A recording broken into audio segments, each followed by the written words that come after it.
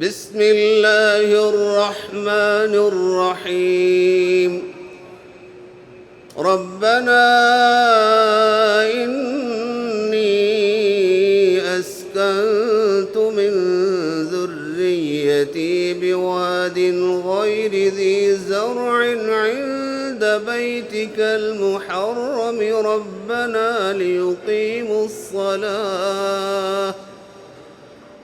ربنا ليقيموا الصلاة فاجعل أفئدة من الناس تهوي إليهم وارزقهم من الثمرات لعلهم يشكرون. ربنا إنك تعلم ما نخفي وما نعلن وما يخفى على الله من شيء في الأرض ولا في السماء.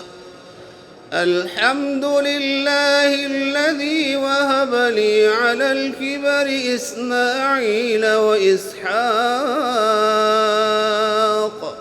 إن ربي لسميع الدعاء.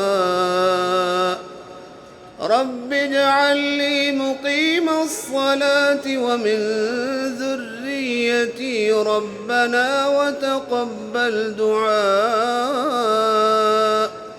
ربنا اغفر لي ولوالدي وللمؤمنين يوم يقوم الحساب. صدق الله العظيم.